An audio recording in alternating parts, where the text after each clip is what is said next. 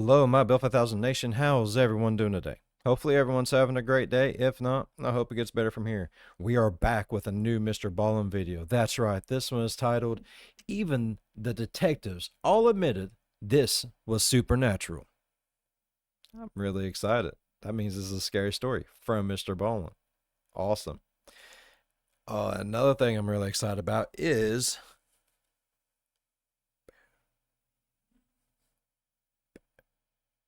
That's right. The B5 Nation finally has their own hat. Actually, there's several hats. There's several hats up on the site if you want. Link is in the description. Go check it out.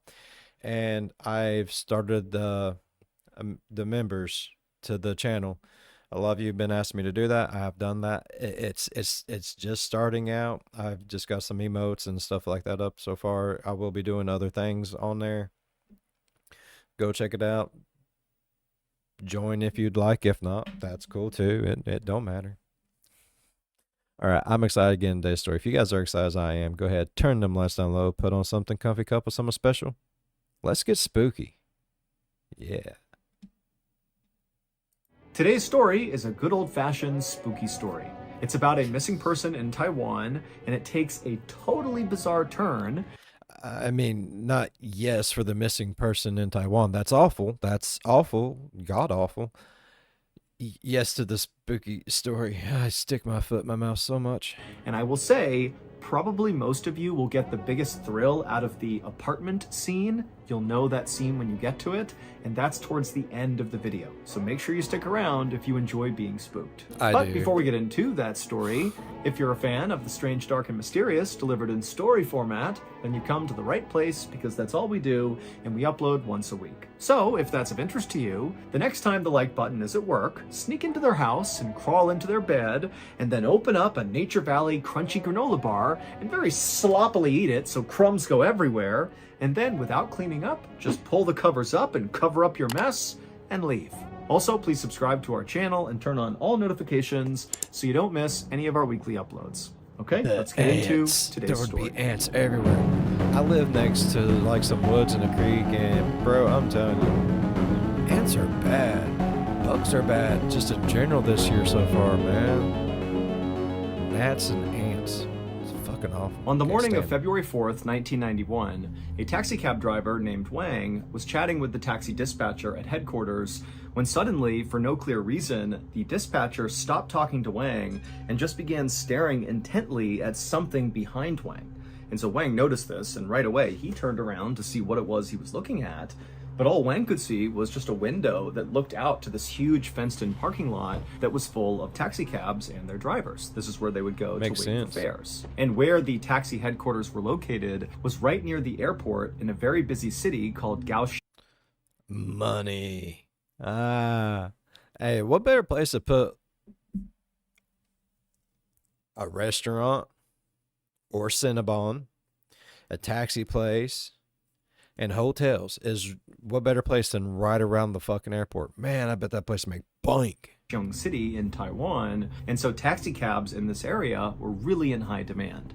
And so as Wang looked out at the very busy parking lot full of drivers talking to potential customers, you know, to Wang, nothing seemed out of the ordinary. It was just a typical busy day. But when Wang kind of looked at the dispatcher like, I don't really see what you see, the dispatcher just raised his finger and kind of pointed in the direction that he was staring. And so Wang turned around again, and this time when he looked in the direction the dispatcher was pointing, he could see immediately why the dispatcher was reacting the way he was. Because the dispatcher was pointing at one of their colleagues, so another taxi driver, whose name was Leo Shui Chung, and as Wang looked out at him, he saw Leo was sprinting across this very busy parking lot full of all these cabs and drivers and customers, and Leo was clutching this big golden statue of Buddha in his arms as he ran. And so Wang and the dispatcher watched Leo, and what he did is he kept running all the way across the lot until he got to his taxi cab, at which point he practically dove inside of it. He slammed the door, locked every door,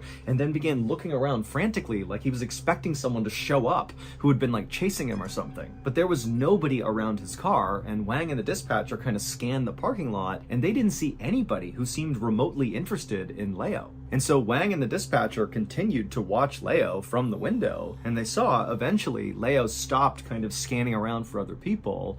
And at that point, he took that golden statue of Buddha and he placed it up on the dash of his cab. And this was not the first Buddha statue that he had put up there. From Wang and the dispatcher's perspective, it looked like he had at least 2 or 3 that were right up there along. All right, I'm going to go ahead and say it. I don't get in a lot of taxis. I've never been many places where I've had the ability to use a taxi. You know what? Makes sense. But the ones I have been in, I really enjoy the ones that have like all kinds of little trinkets in the windows. You know what I mean? Like especially in the back window, like all kinds of like the bobblehead dogs and shit. I love those ones. And the little crown that smells good. Oh.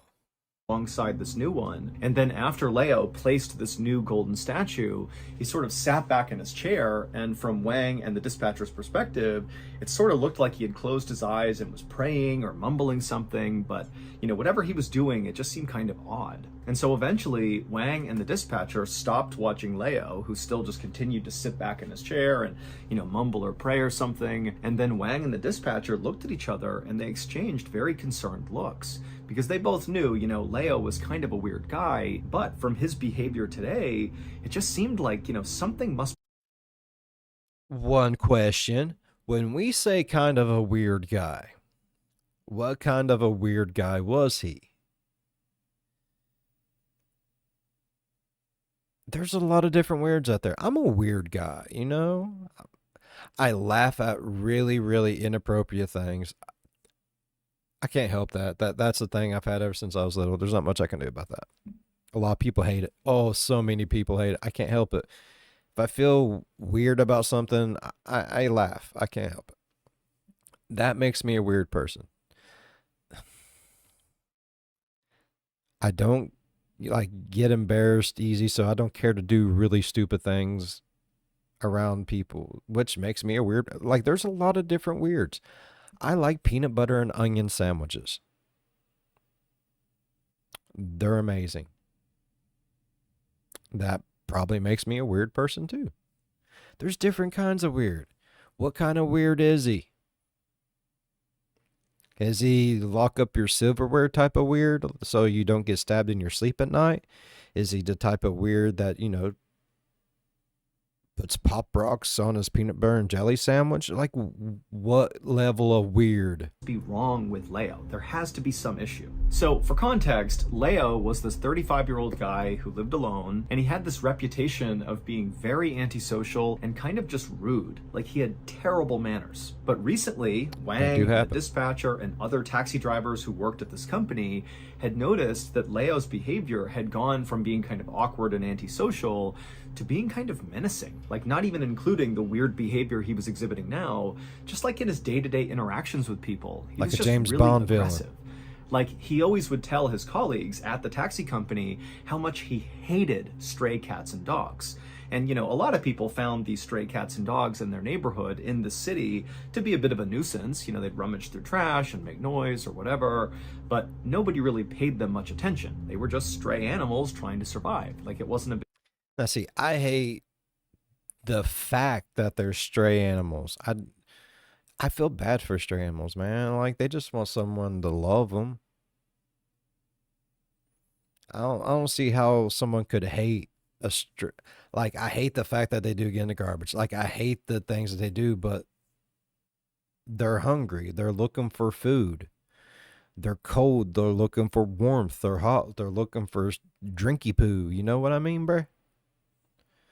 It's not their fault. Big deal. But for Leo, he obsessed over hating the stray cats and dogs and how much he wanted them to get out of his neighborhood. And somewhat recently, he had come to work and told his colleagues that he had gone out and gotten a crossbow, and at night he had begun shooting at the stray cats and dogs, which totally horrified his colleagues. And That's now fucked. Leo had this weird thing going on with his Buddha statues that he was putting inside of his cab. And also, in addition to those statues, he had begun putting on the windows inside of his cab these things called fulus, which are these little strips of yellow parchment paper that basically ward off evil spirits. And so Leo had basically transformed the interior of his cab into this sort of like weird shrine or temple. And in fact, so Leo cool. had put up so many of these fulus on the inside of the windows, and again, all those statues that sat on the dash, that when he drove, he could barely see because his view was totally obstructed. But despite everybody at the company seeing this totally weird behavior playing out with Leo, nobody went up to him and said, "Hey, what are you doing with these statues and pieces of paper?" I mean, I'm going to go ahead and just say my feelings on this. If I seen some dude putting up a bunch of Buddha statues, I wouldn't think twice about it, you know? They just really dig Buddha or whatever the case may be. I see somebody like decking out their taxi. I'm not going to think twice about it because I like taxis with a personality.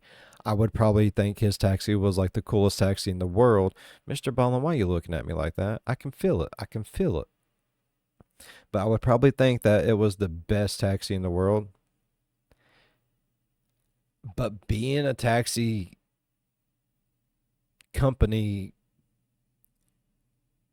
business, you would figure eventually it's going to become a issue, a health issue, like dangerous. Something you figure would have been said to him whenever it got to the point that he couldn't see out his windows. Like, you know, you should have full view, like 100% of the time, right? Like, is it getting to the point to where this is illegal? And if it is, then yes, that's dangerous, and the company should have done something about it. Not to mention, dude might be slipping into some dark, dark places. He might just need some help. Like, what's going on here? Because nobody wanted to interact with him. He seemed like kind of a menace, and so people just kind of let him do his thing. But now, as Wang and the dispatcher are watching Leo like run across the lot and act totally psychotic, they looked at each other and they were like, he puts on a mask, he gets dressed up, and he goes out as the Dark Wang, protecting the city's dumpsters and trash cans from all the wild stray animals of the world. It's Dark Wang.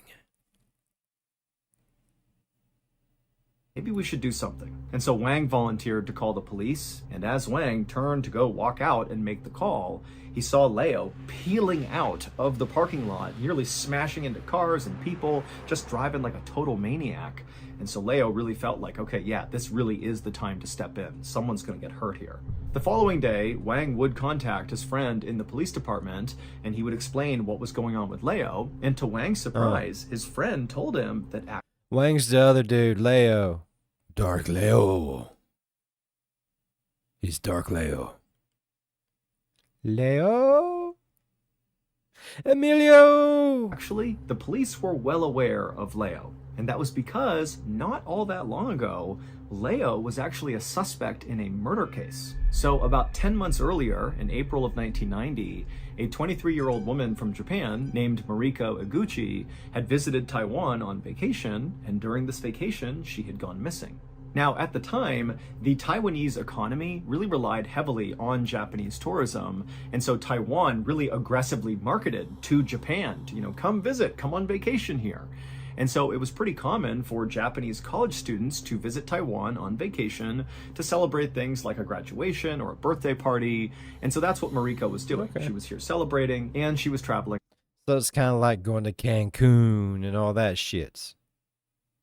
I got you. I got you. Don't drink the water, but have a blast. alone. Also, one sort of quirky thing about Taiwanese culture at the time was it was pretty common for taxi cab drivers to open up their own personal homes to their fares, basically saying, hey, don't stay at a hotel, I'll give you a ride wherever you're gonna go, but then at night you can stay at my house with my family. And so it was just kind of a thing in Taiwan that people visited and stayed at the homes of their taxi cab drivers. So when Mariko came to Taiwan on this vacation,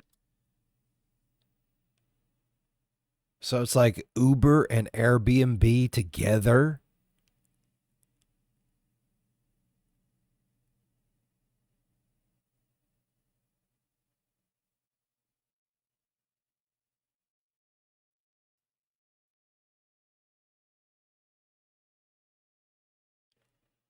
That sounds fucking amazing. I mean, don't get me wrong, I would not trust that at all.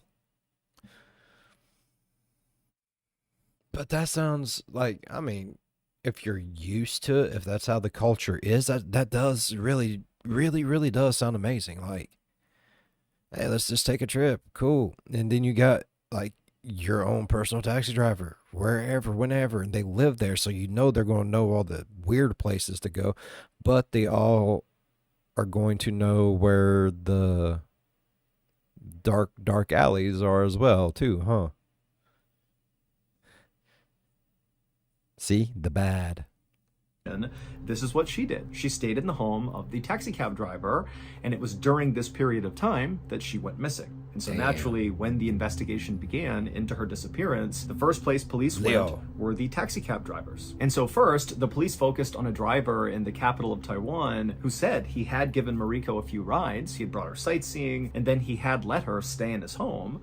But he said, you know, after that, she left and he didn't see her again. He had no idea what happened to her. And the police would actually discover that after Mariko left that particular driver's house, she would send a postcard to her family that was dated after she had left. And so basically this ruled out the first driver as a suspect. And so for a little while, this case went cold because the police couldn't find any other taxi. Postcard doesn't mean shit. Was it her? Do they know for a fact that it is her? That it was written on the day that it was supposed to have been written on, that she wasn't like had a gun to her head, someone writing the letter, or, you know, whatever the case may be. Like, this is actually her. She actually wrote the letter, right? Like, I don't believe none of it. Cab drivers that had given Mariko a ride. But then, a few months later, the police offered a reward for information about what happened to Mariko, and it was then that police got a tip that Mariko had been seen speaking to Leo at the train station before she disappeared. But when police spoke to Leo, he immediately said, yes, I did give Mariko a ride, but that was it. She didn't stay at my house. It was just this one ride from the train station into town, and, you know, after she got out, I have no idea what happened to her. And so police would ask Leo dozens more questions and they would try to get more information from him, but he just didn't have any. And then at the same time, there was this flood of all these new tips that began coming into the police station about this case. But it would turn out a lot of these leads, like all of them, were just terrible tips. People were calling in totally random stuff just because now there was this monetary reward for information, and it was kind of incentivizing people to just call in anything. And it was actually making the investigation much harder because now the police had all these bad tips, and so they really weren't getting anywhere. But despite the slow progress, the police... How much money was they offering? Because I know, like, if it's not a whole lot, some of those tips are going to be whatever, because everybody wants $1. But if it's a lot of money, everyone's going to be like, no, bro, let me tell you something. I just want to know how much money was offered, that's all. ...for making in this case had really been elevated and become like a huge international news story, and lots of people all over the world were following it.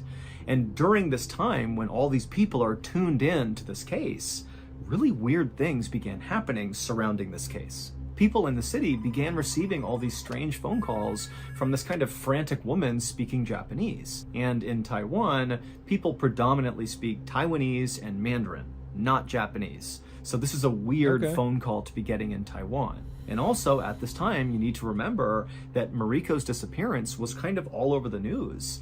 And so to get these weird calls from a woman speaking Japanese who sounds totally frantic, it made people in the city believe that it was Mariko placing these strange phone calls. But these calls, they didn't make any sense. It was Like just a a ghost woman in kind the of wire? yelling in Japanese, and then she would just abruptly hang up. And Floating also, there were around. all these reports of people claiming to have seen Mariko or heard Really? Mariko just in the city walking around. None of it was substantiated, but there was just kind of this eerie quality to the case. And so when Wang called his friend at the police department to report Leo for his totally weird behavior, this was at a time when the Mariko missing person case was still totally front of mind in Taiwan and around the world, and also the police were still actively investigating this case, and frankly, Leo had not been ruled out as a suspect in this case. He was not considered a primary suspect by any means, but he wasn't ruled out yet, and so the police are hearing that Leo's acting really funny, shifty. and it made them think, hey, maybe we should reinvestigate this guy and see if he really is connected to the Mariko missing person case. Thinking maybe his conscience was starting to catch up with him finally. I mean, that does happen. I mean, eventually, if you're a decent person, everyone's conscience catches up with them. I don't do anything to where I need to use my conscience. Yeah, I laugh at stupid stuff that makes people angry, but I know why I do that. I own it. I'll tell people, look, if that makes you uncomfortable anyway, I do apologize. I can't help it. I didn't even mean to do that one. It's getting weird, so I start laughing, and then it just goes to this, and I have a smile. And honestly, anyone out there going to complain about someone smiling, that's just weird. And so ultimately, after Wang hung up, his friend in the police department got in touch with the lead detective on the Mariko case and told him about what was going on with Leo. And this lead detective, whose name was Lin Xiaoji, decided he would just put Leo under surveillance to see what he was doing. Commercial. Last year, my wife and I decided to do some home renovations. However, we didn't really have the cash to pay for it, so we knew we would need a loan. But when I began looking into getting a loan, it was obvious there were lots of opportunities to be taken advantage of by predatory traditional lenders. So I decided I would seek out the funds in another way, and that was to leap into the ocean and see if any of the various sea creatures out there would be willing to give me the money. And luckily, Exactly. after being in the ocean only for a couple of minutes, I spotted a very suave-looking 13-foot-long mako shark in a leather jacket smoking a cigarette who quickly flagged me down and said, Trustworthy. "Yeah, I'll happily lend you the money, no problem." I was thrilled. That is, until I got home and checked my bank account, and I could see very clearly that that very cool shark was no good Samaritan. He was a predatory loan shark, and he was already drastically hiking my rates. And so I knew I would have to consolidate my debt ASAP if I ever wanted to extract myself from this evil shark's grasp. And that's when I found PDS Debt. PDS Debt provides options that consolidate your debts into one low monthly payment. They're also a top-rated company on Google, and they have an A+ rating on the Better Business Bureau. PDS Debt has customized options for anyone struggling with credit cards, personal loans, collections, or medical bills. It'll help you save thousands of dollars in interest and fees, and it'll help you pay off your debt in a fraction of the time. PDS Debt is offering a free debt assessment. It only takes 30 seconds. All you gotta do is head over to pdsdebt.com/MrBallen to get your free debt analysis today. See, I put all my information in, and within 30 seconds, it just looks at me and goes, damn, man. Yeah.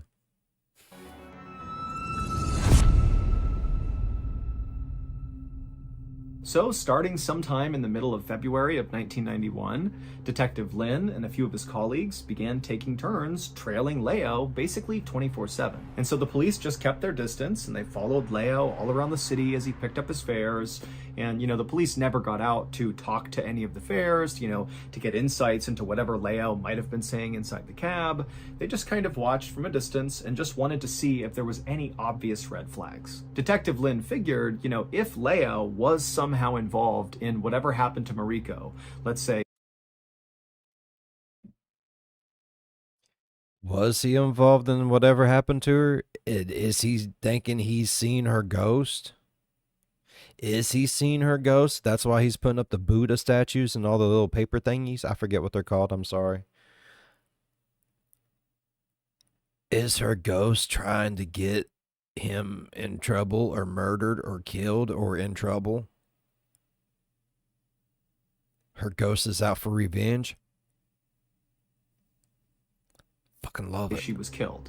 And let's say Leo was responsible for killing her. Maybe if they followed Leo long enough, he might drive to an area that was kind of connected to her murder. Maybe her gravesite or the place where he killed her or something. You know, going to kind of strange random locations without a fare would likely be an indication to police that that was a place of interest.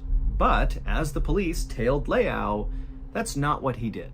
Leo basically never ever left his cab. Leo basically just picked up a passenger, drove them where they needed to go, and then repeated over and over and over again all day long. And then at the end of the night, instead of going home to his apartment that police knew he had, he would just sleep inside of his cab, just like in parking lots and stuff. And the only times he would go into his apartment appeared to be just so he could go to the bathroom or maybe shower or something, because they would see him through the window. But whenever Leo went into his apartment, he went through the same totally weird ritual every time. He would be in his cab, parked out front of his apartment, and the police are, you know, parked far enough away that they can watch this. And Leo, at some point, would begin kind of frantically looking all around him, as if he was looking for somebody who was trying to hurt him or who was spying on him or something. And then after kind of making sure the coast was clear, Leo would open up his door and sprint, like absolutely as fast as he could, into his apartment building, and he'd only be in there for like a couple of minutes before he'd come bombing back out and practically dive into his cab, and he would shut all the doors, lock all the doors, and then, you know, he'd clutch his golden statues and he'd rub his fulus that were taped all over the inside of his cab, and he'd continue frantically looking around, you know, to make sure nobody was there to hurt him or something. And then after a little while, he'd kind of calm down, he'd put his statue back on the dash, he'd kind of make sure his fulus were all in place, and then he would drive away. So, of course, Leo's behavior, you know, from the police's perspective, was totally bizarre, but in Detective Lynn's mind, it didn't really seem like the behavior of a murderer. It seemed more like the behavior of someone who had lost their mind. Finally, on March 4th, 1991, Detective Lynn decided that he just needed to speak to Leo, which required, you know, basically ambushing Leo. So Detective Lynn coordinated with his officers who were out surveilling Leo, and he had them tell him when Leo was at his apartment, you know, going in to use the bathroom. And when they called in to Detective Lynn that, hey, he just got to his apartment, he's about to run inside, Detective Lynn and some other officers raced to the apartment, and they were all ready outside for whenever Leo came running back out to dive back into his cab. They were going to intercept him. And now Detective Lynn and his colleagues didn't really know how Leo was going to react to having all these police standing there ready to grab him. I mean, was this guy going to be hostile? Was he going to be aggressive? Was he going to be scared, sad? They had no idea. It just seemed like Leo was totally unstable, so they all kind of had to be ready for whatever reaction he was going to have.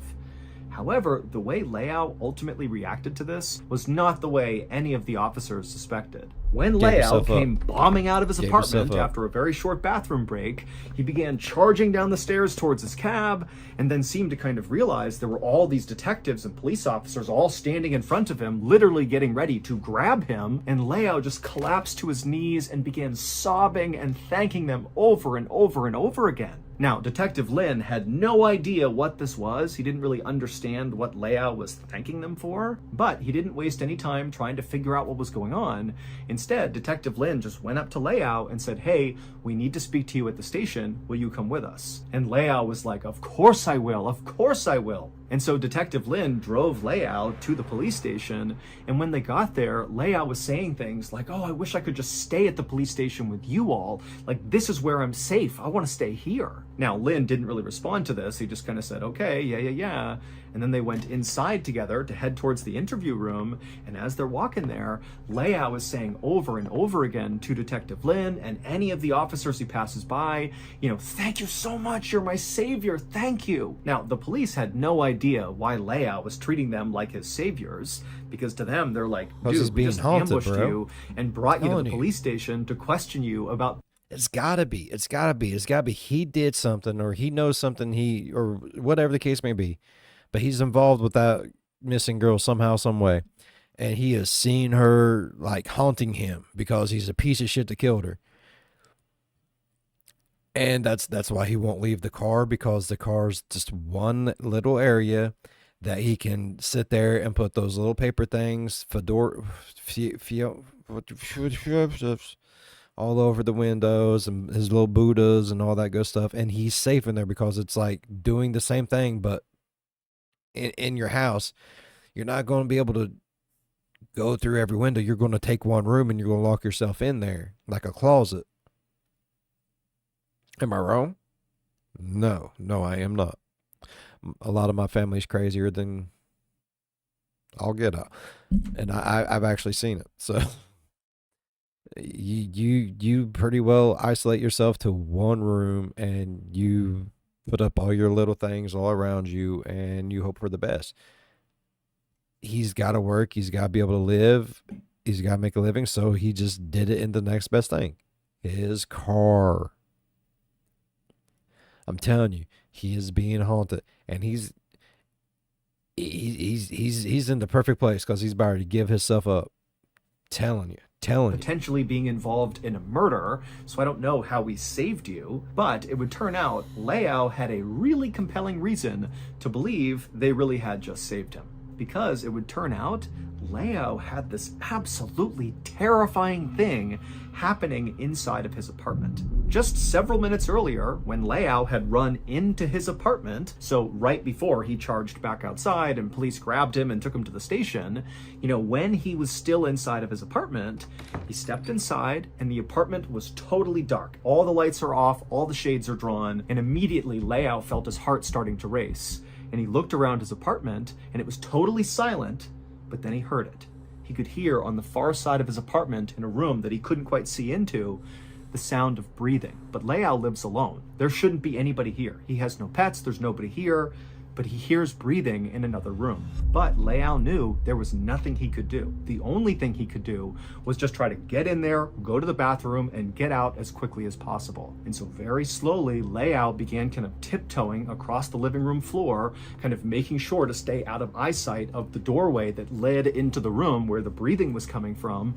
And as soon as he kind of got past an area where he could be seen from the doorway, he ran the rest of the way down the hallway. He cut into the bathroom and shut the door and locked it.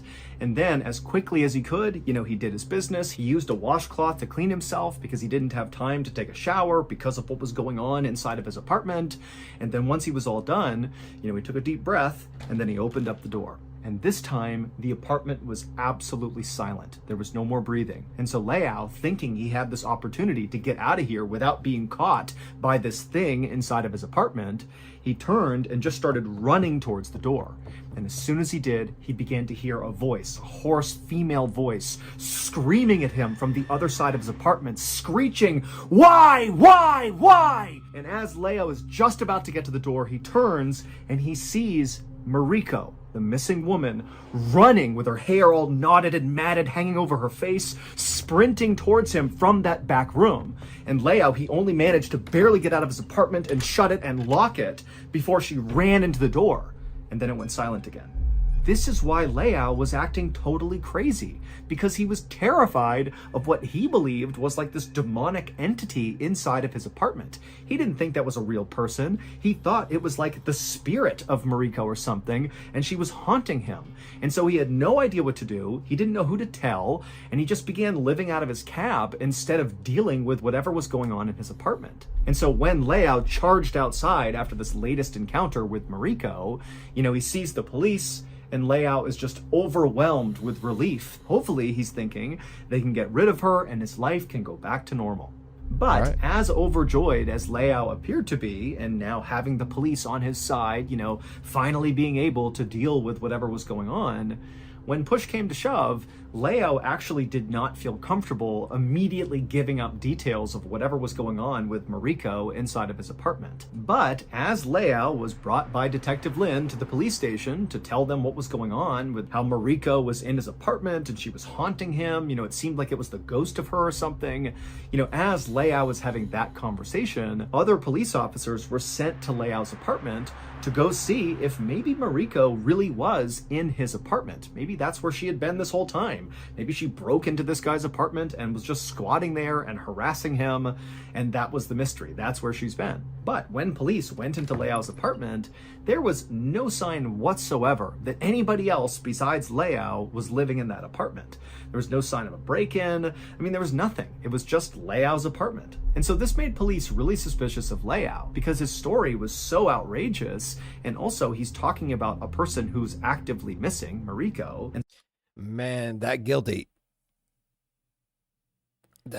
conscience is really catching up with him. His little Jiminy Cricket inside of his head's beating the shit out of him right now. So the police really pressured Leao to, come forward, give us more information. Why did you say this is Mariko in your apartment? Because there's nobody in your apartment. Tell us what's going on here. And so finally, after 4 days of intense questioning of Leao did finally admit to police that there was more to this story. It would turn out Leao really did pick Mariko up at the train station when she arrived in Taiwan for her vacation. So he did give her a ride, just like he said he had. But Leao had lied about what happened after that. It would turn out after giving her this ride, Leao stayed with Mariko and they went sightseeing together, and then Leao invited Mariko to stay with him at his apartment, which again was customary in Taiwan. And so Mariko said yes, and she went to his apartment in the evening, and while they were there, Leao did proposition Mariko, and she rejected him.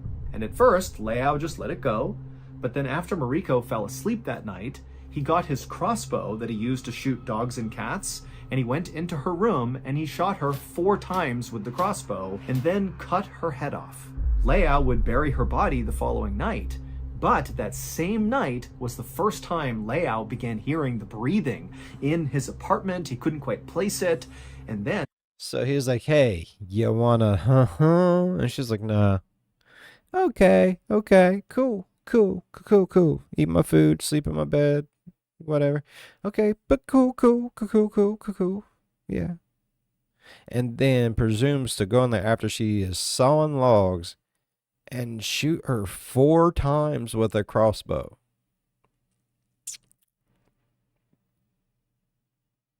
This motherfucker went too far.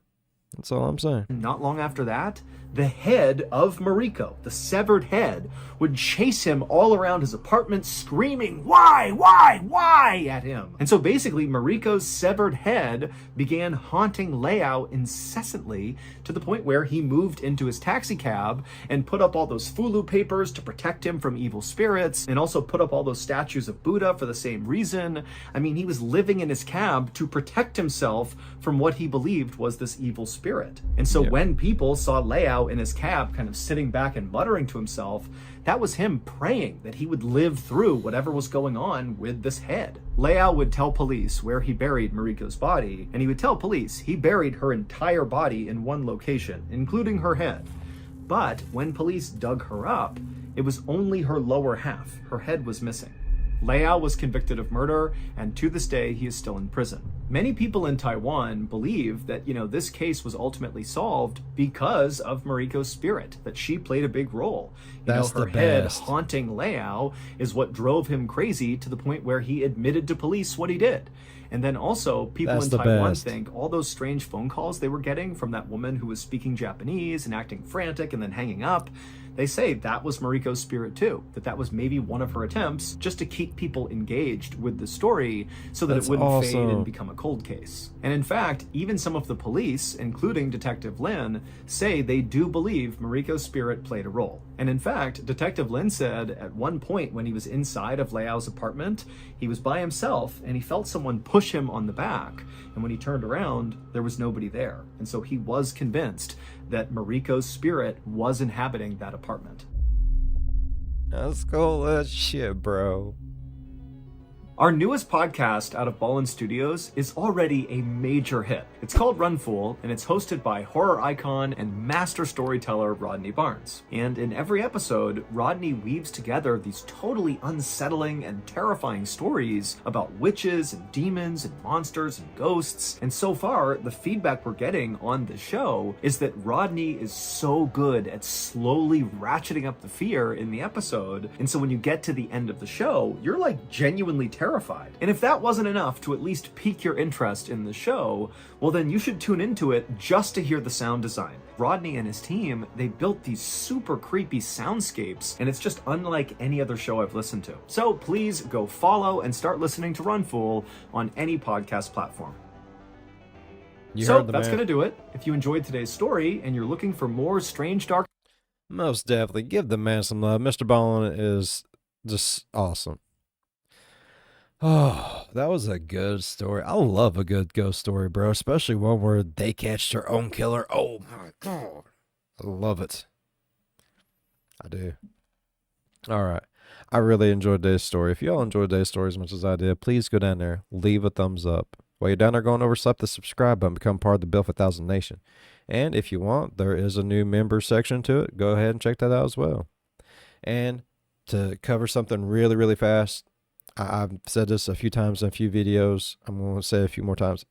Sometimes I don't get messages. Sometimes I will get your messages, get your comments, and I can't get into them, like to actually answer them. It says they've been removed.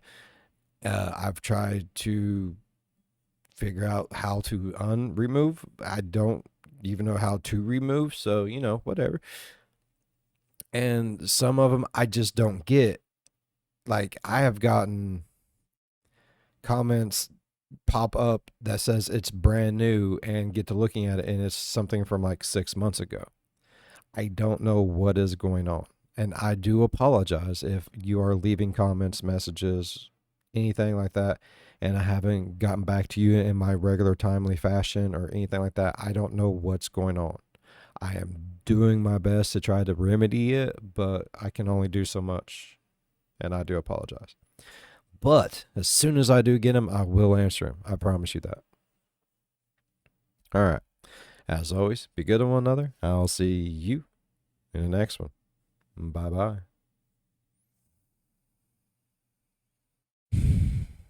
Damn. You know something? I bet that head went to go get it a new B5 Nation merch hat. That's why they couldn't find it. From beyond the grave, bruh.